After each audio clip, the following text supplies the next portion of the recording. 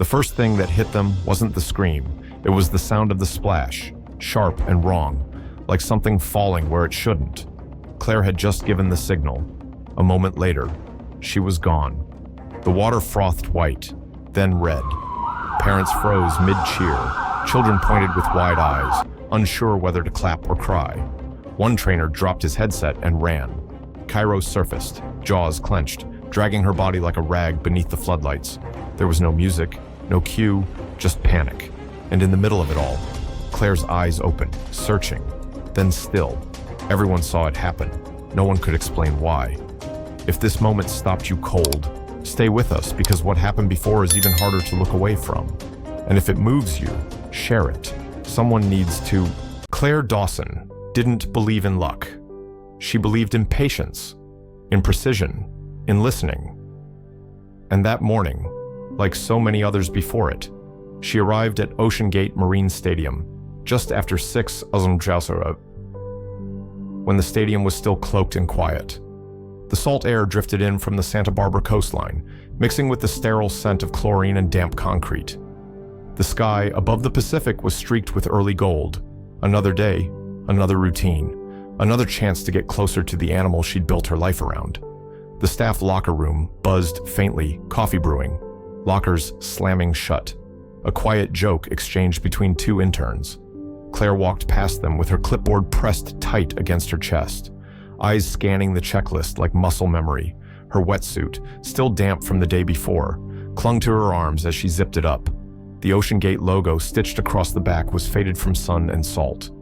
She crossed the catwalk above the primary tank, the big one. Sector A, though no one ever called it that. To the trainers, it was Kairo's water. He'd been in it for 17 years, captured as a calf, raised in glass and steel, at 23 feet long and nearly 6 tons.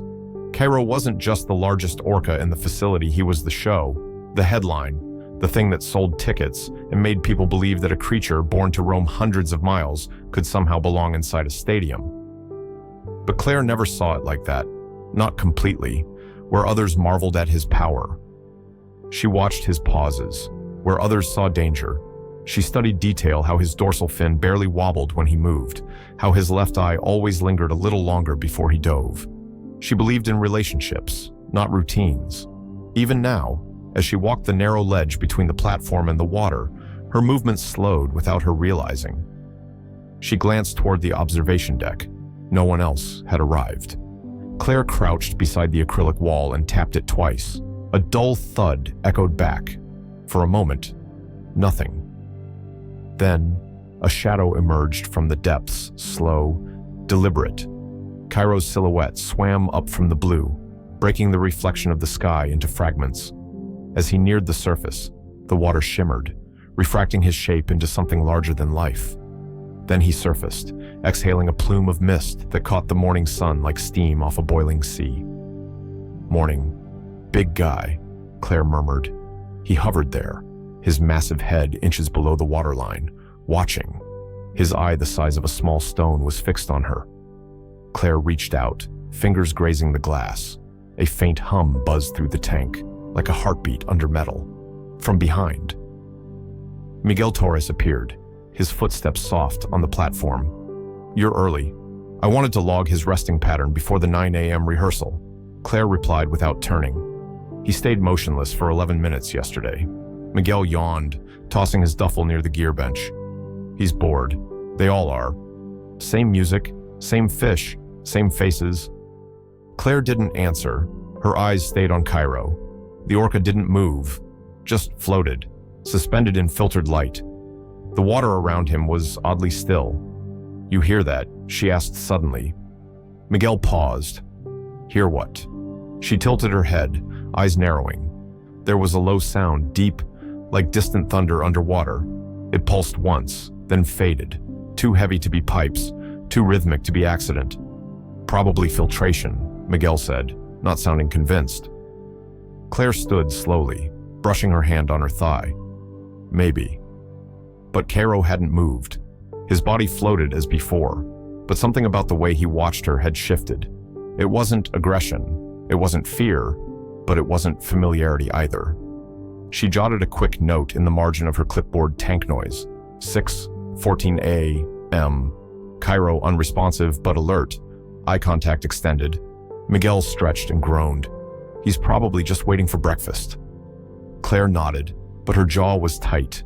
The sun had crested higher now, casting a sheen across the water. From a distance, it looked serene like a photograph, but standing at the tank's edge, there was something else. A stillness that didn't feel peaceful, a silence that didn't feel empty. Kairo blinked, then slowly, without a ripple, he descended back into the depths. Claire stood alone by the glass, her reflection wavering in the surface, and felt for the first time in months a flicker of something cold press against the back of her neck. She didn't move.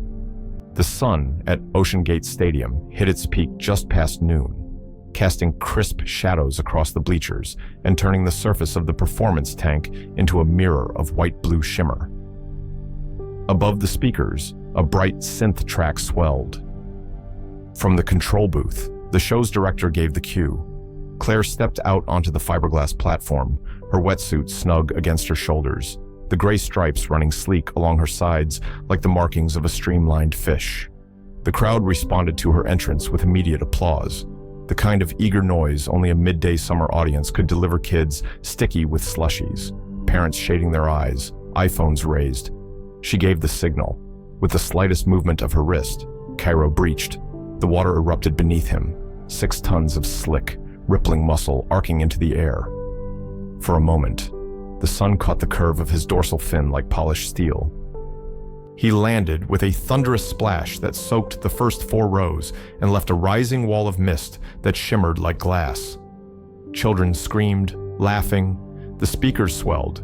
Claire smiled, nodded once to the booth, and moved into the next phase of their routine. It was a sequence she'd run 100 times.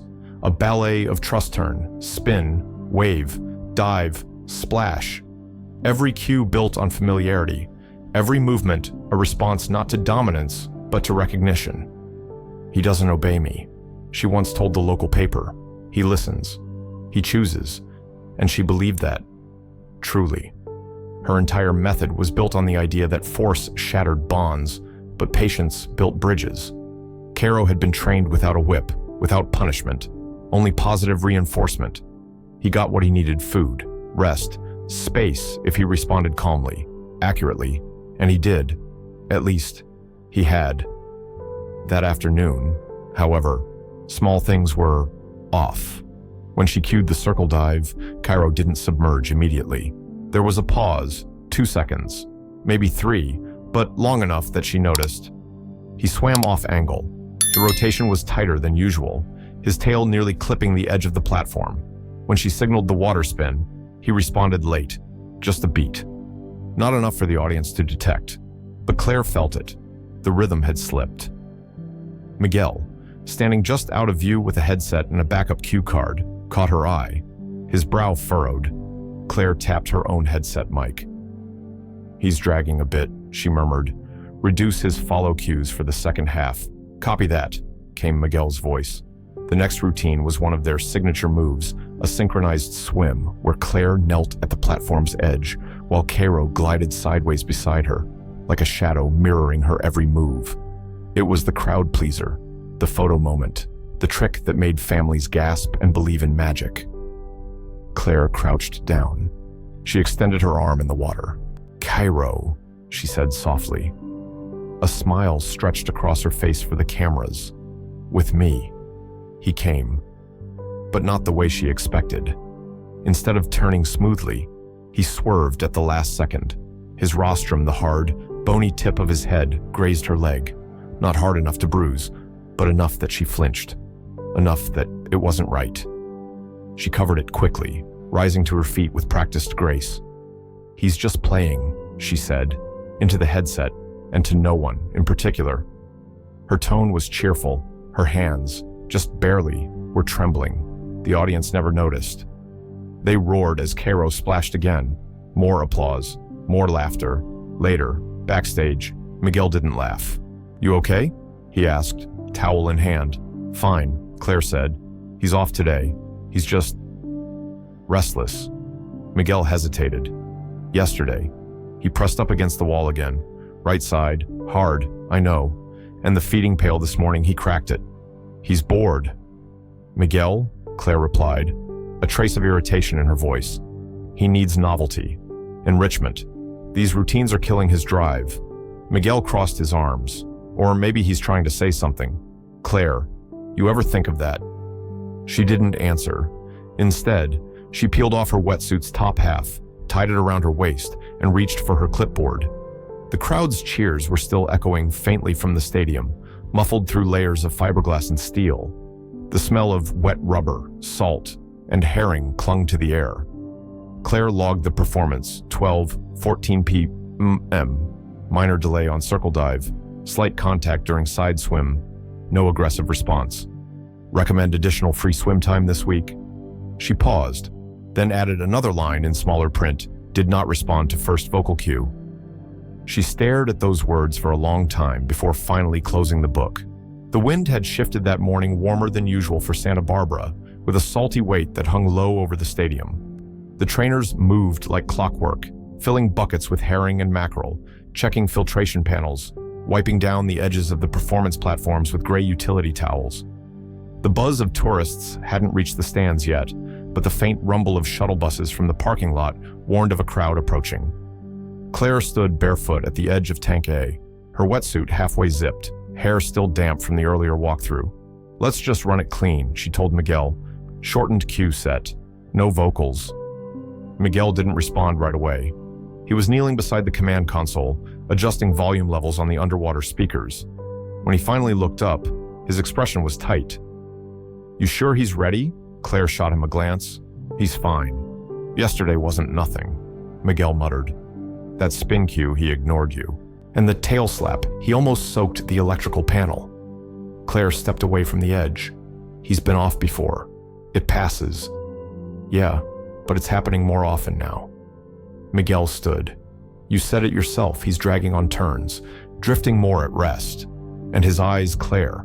He's not tracking you like he used to. She didn't want to argue. Not this early. Not with the heat already crawling up the back of her neck. Instead, she turned toward the pool, lifted her arm, and gave a sharp double snap followed by a pointed signal spin. Counterclockwise. Kairo floated still. She repeated it, louder this time. The other trainers stepped back.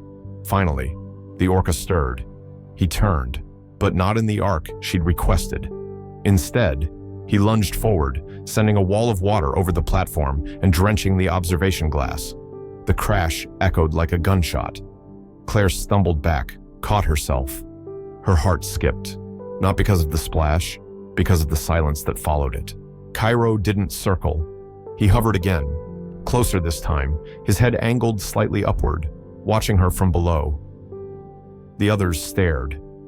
He's just excited, Claire said quickly, reaching for the fish bucket. She tossed a handful of herring into the water. Redirect. Keep it light. Miguel didn't move. His voice was low and steady. That's not excitement. That's pushback. Claire didn't respond.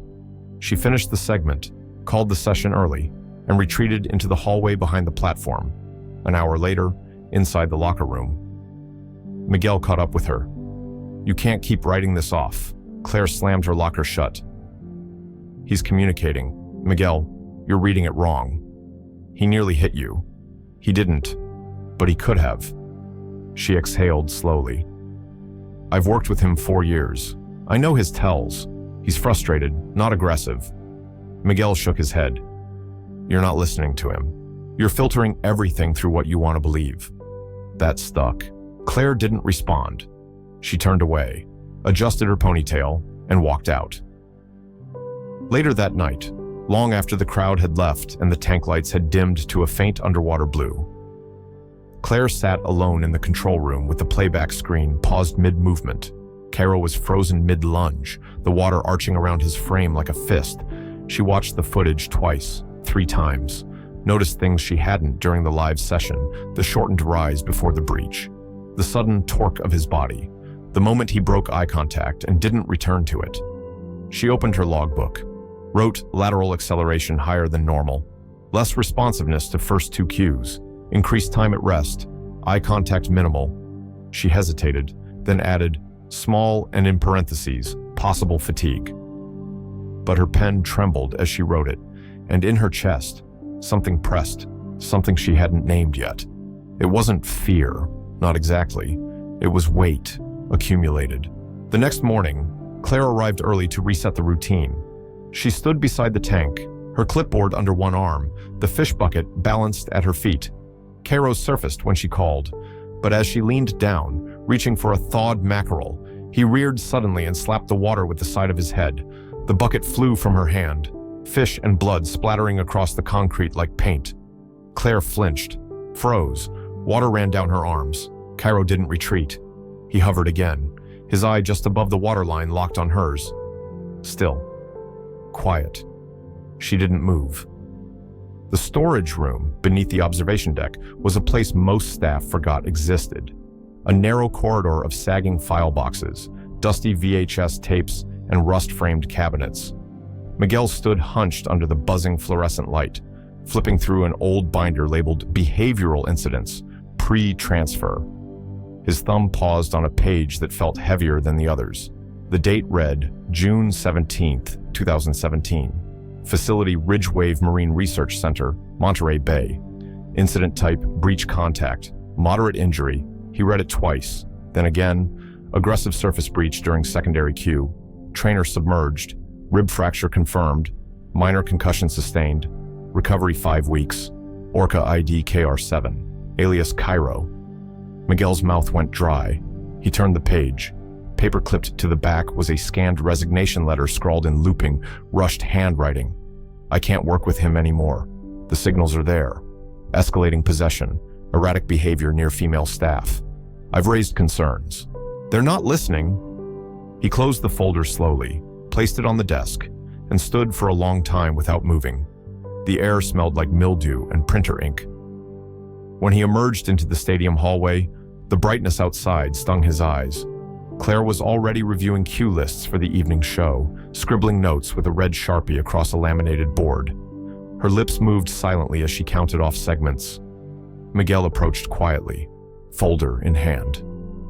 You need to see this, he said. Claire didn't look up. Can it wait until after rehearsal? It shouldn't. She sighed and finally met his eyes. When he opened the folder and turned it to her, she stared at the top line, then slid her gaze down the page. Something shifted behind her face. A tightening. They said that trainer misstepped. She muttered. Miguel pointed to the handwritten resignation. They didn't tell us any of this. Claire. She nodded once, almost imperceptibly. He wasn't sure if she was angry, ashamed, or something else entirely. I should have known, she said quietly. Did you? He asked. Claire didn't answer. At the 9:30 staff briefing, the operations manager addressed the team with forced enthusiasm. Let's make today smooth, everyone. Press will be on site. Summer Splash is still at 5 sharp. Claire, you're leading. The room went still. Claire didn't speak at first. Her heart thudded against the inside of her ribs. She could feel Miguel's eyes on her. I'll handle it, she said finally. Later that afternoon, she stood alone on the performance deck. The bleachers were already filling with families, their laughter echoing faintly through the concrete corridors. VIPs from a local tech firm had front row seats. Drones buzzed faintly overhead, capturing the golden California light dancing on the surface of the pool. But the sky had changed. What began as a clear afternoon was now veiled in thick, unmoving clouds. The light turned flat, diffused. The water below no longer sparkled. It looked dark, still, impenetrable. A technician adjusted the underwater mic channel. Static crackled in Claire's headset. She crouched by the edge of the tank, hands pressed to her thighs, one foot planted on the narrow ledge where she always began the side glide cue. Her reflection quivered across the water. Behind it, beneath it, Kairo's massive form hovered like a shadow carved from stone, unmoving, head tilted slightly, watching her. She adjusted her headset. Kairo, she said softly, testing the sound. I'm here. The comms buzzed once, then cleared, ready for opening cue, the director's voice said in her ear. Claire didn't respond. She stayed crouched, eyes locked on the water. Her throat felt tight, She couldn't shake the image of that resignation letter. The words had burned themselves into her memory. Escalating possession, near female staff. They're not listening. She touched the waterproof earpiece again, but her hand trembled. Behind her, the music team was prepping the track. The opening beats of the show loomed synth drums and rising strings, the same soundtrack they'd used all summer. But everything felt wrong now. Off rhythm. Artificial. She glanced behind her. Miguel stood just outside the emergency exit door, his arms crossed, face unreadable. He gave her a small nod. Claire turned back to the water. Kairo hadn't moved. He was waiting. The bleachers were packed, not a single empty seat in sight. Children leaned over the railing, foam fingers waving in the air. Parents sat with phones raised, already recording. The Santa Barbara air had grown humid and close.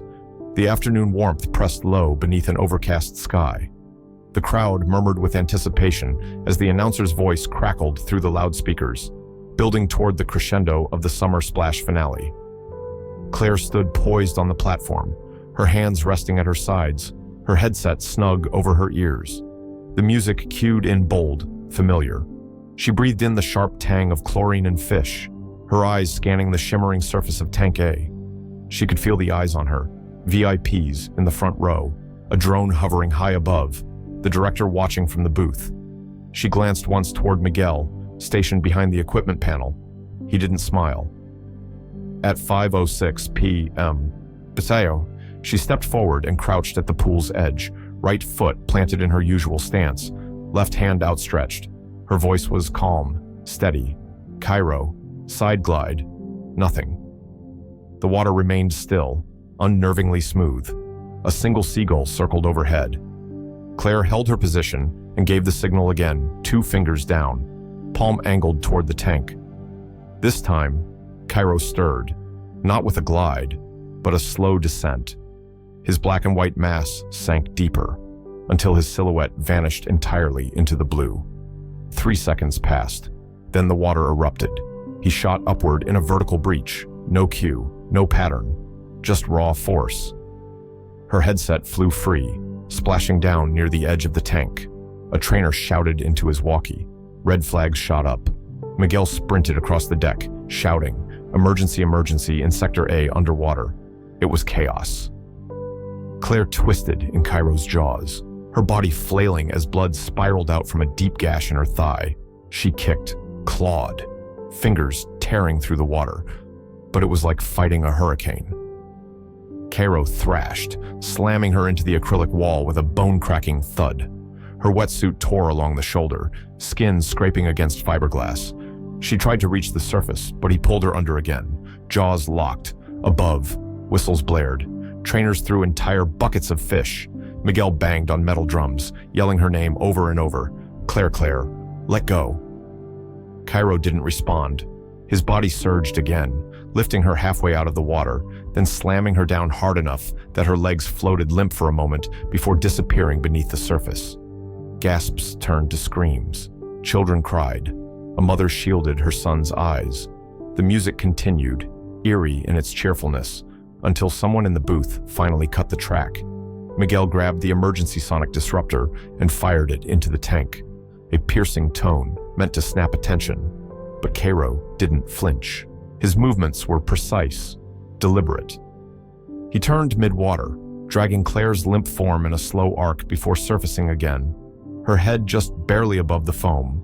For the briefest moment, Claire opened her eyes, just once.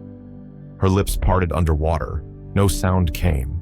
Then Kairo dove, taking her down with him. The tank stilled. One shoe floated to the surface. A crimson bloom followed. Trainers leapt into action, deploying nets, prepping the lift. But the control was gone. The illusion shattered. Miguel dropped to his knees at the edge of the platform, trembling, staring into the water where Claire had just been. His fingers clenched into fists. There was no more performance, only aftermath. By the time the rescue team reached the tank, the sun was fading behind a wall of gray, and the stadium lights had kicked on automatically, casting a pale, unnatural glow over the water. The surface was still rippling from the chaos. Minutes earlier, blood swirling in diluted ribbons, foam drifting like seaweed on a tide. Kairo moved in slow circles just below the surface, his dorsal fin slicing through the water like a black sail. Claire's body was still clamped in his jaws, legs trailing behind, limp, one arm dangling grotesquely to the side. "Deploy the tone," someone barked from the command deck. A trainer slammed the trigger on the sonic disruptor again, releasing a high-frequency pulse that vibrated through the tank. This time, Kairo flinched, just slightly, and then, finally. He opened his mouth. Claire floated free. She surfaced face up, her head rolling gently with the movement of the water. Her wetsuit was torn along the ribs, exposing pale skin marbled with bruises. One foot was bare. Her arm was twisted at an angle that didn't belong to the living. Two divers in black dry suits slipped into the tank, moving with purpose. They reached her within seconds, carefully guiding her body to the edge of the platform, where medics were already waiting. "No pulse," one of them muttered, leaning over her chest. CPR began immediately. Compressions, breaths, compressions again. The defibrillator pads were slapped onto her sternum. A trainer counted aloud, voice cracking by the third cycle. Somewhere nearby, a child's wail echoed off the stadium walls. Parents were ushering their kids out, some crying, some frozen, phones still recording. The music had stopped, but the residual speaker hum lingered in the air like a ghost. Miguel stood at the edge of the tank, unmoving. His hands were smeared with blood. Hers. Maybe. He didn't blink as the medics worked. His headset hung loose around his neck, the mic dangling toward his chest. One of the security body cams would later show a tight shot of him from the side eyes red, jaw locked, whispering her name over and over. "Claire, Claire, Claire." At 5:26 p.m., the medics stopped. One of them closed Claire's eyes. Another gently laid a towel across her chest, though her arm still hung free, uncorrected. No one said the word dead. They didn't need to. By 7:0 p.m., the park was closed, gates locked, staff huddled inside the admin building, their faces drained, silent. Someone from PR handed Miguel a water bottle he didn't open. A security guard paced the hallway, muttering into his radio. The smell of bleach filled the air. Cleaners had already begun scrubbing the viewing deck, rinsing blood down the platform drains. In the corner office, an IT technician was scanning the incident database, searching for anything that might help with the internal review. He paused at a flagged email dated 2 weeks earlier. Subject: Kairo, elevated stress indicators. From Veterinary Behavior Monitoring Unit. Kairo shows repetitive pacing, jaw-popping, reduced social interaction, eye-rolling behavior noted.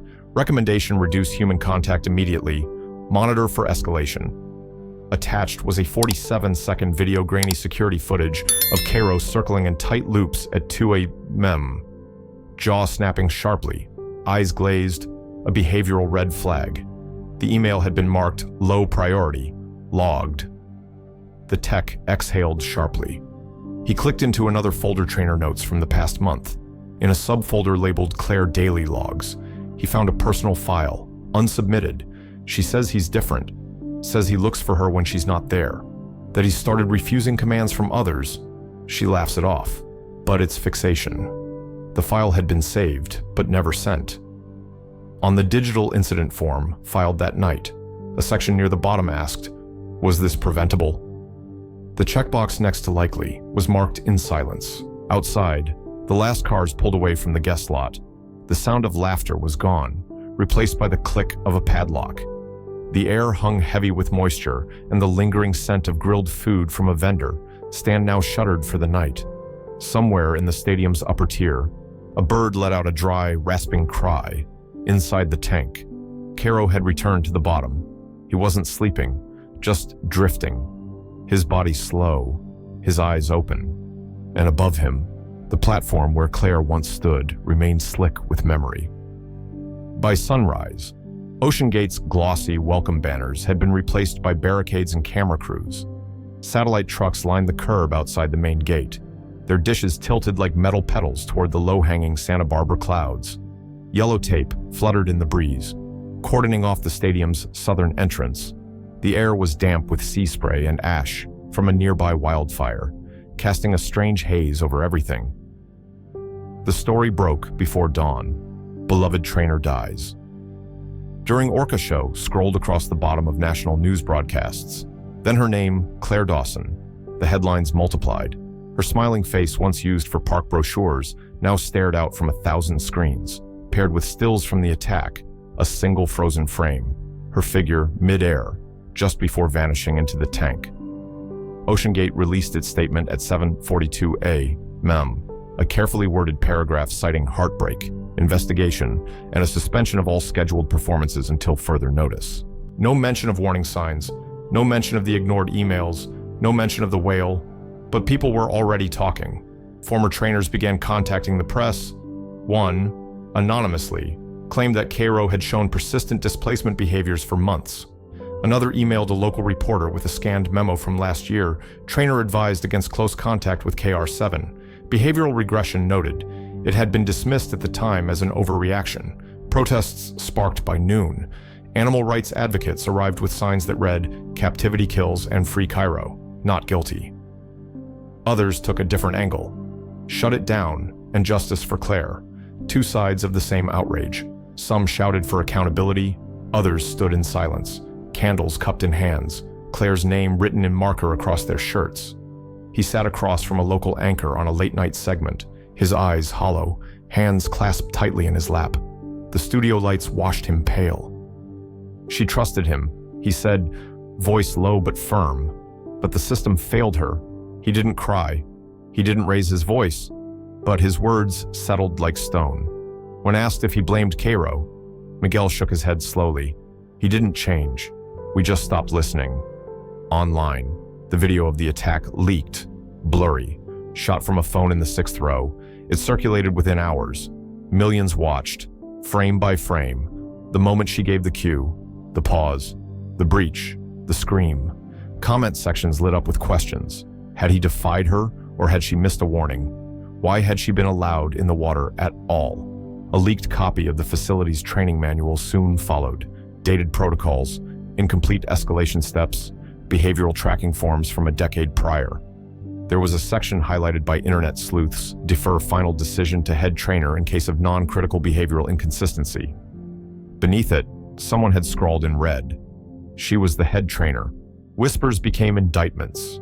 A former supervisor was recorded saying, the red flags were there, but pulling the show, that meant refunding tickets, rewriting schedules, going to corporate. No one wanted that. The fallout began to take shape. Regulatory bodies launched inquiries. Federal wildlife inspectors requested access to the park's records. Local authorities seized hard drives. And, on a quiet evening, a single sign was removed from the park entrance, "Experience the magic of the ocean." In its place, a notice of temporary closure, and Kairo.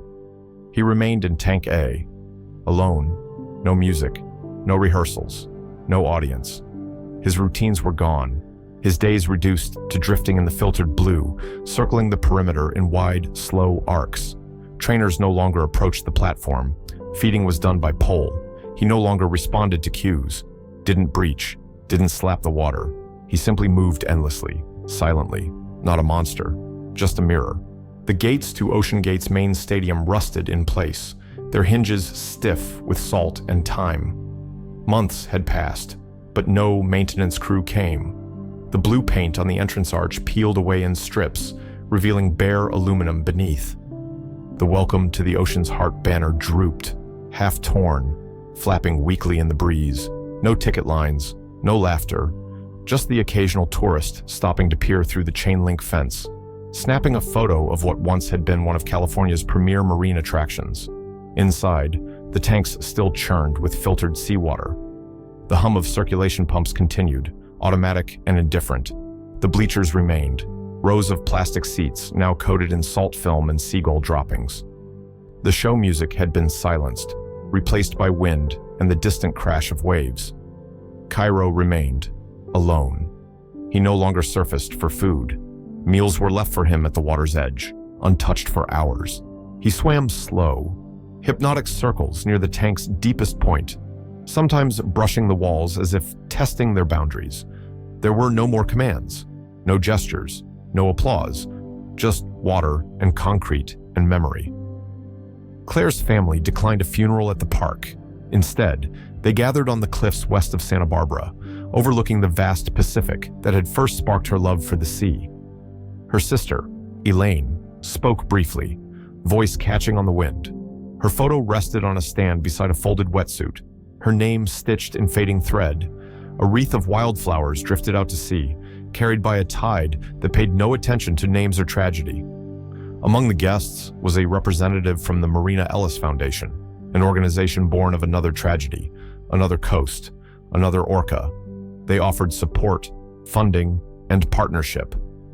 Together with Claire's family, they launched a campaign titled Science Before Spectacle. Its mission to prioritize welfare, transparency, and research over entertainment. The proposal gained traction. National media picked it up. Lawmakers held hearings. Within months, a bronze plaque was installed near the edge of Tank A, small, unadorned.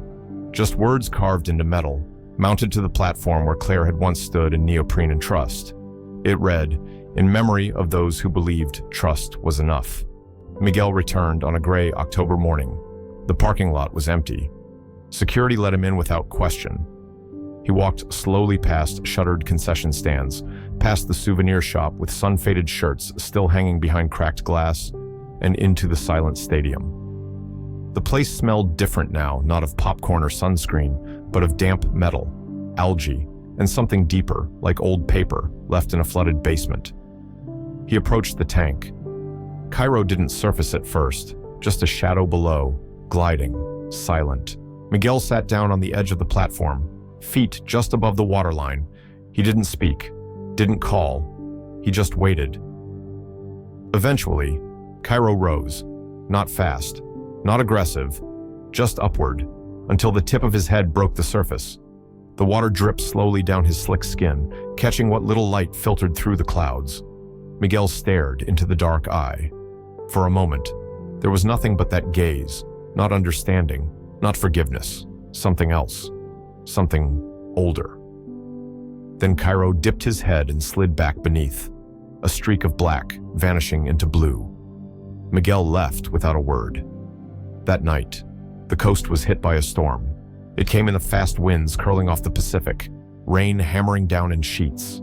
The bleachers rattled, plastic banners tore free and flew into the surf. Thunder cracked over the hills, and lightning illuminated the empty arena in stuttering white. Inside the tank, no one saw what moved beneath the water, but the rain on the plexiglass blurred nothing, not entirely. Near the pool's edge, faint but still visible under years of scrubbing, was a single stain the color of rust, the shape unremarkable, unless you knew what had happened there. A mark left not by accident or vengeance, but by silence, by systems, by trust. The storm passed by morning, but the echo remained. The stadium lights had long shut off, but a faint red hue still stained the edge of the tank. No one scrubbed it clean. Maybe they didn't know how. A single seagull circled above, then vanished into the gray sky. Near the chained gates, a child's forgotten plush orca lay face down in the dirt, damp from the morning dew. Inside, the water was still, no music, no signals, just a shape drifting beneath the surface, slow and silent. People moved on, but the silence stayed. Not the silence of peace, but the kind that lingers when a truth is too heavy to name. When the water looks calm, but something underneath remembers. What do you do with a memory that won't let go if this story stayed with you? Share it forward. Someone else might need to feel it too.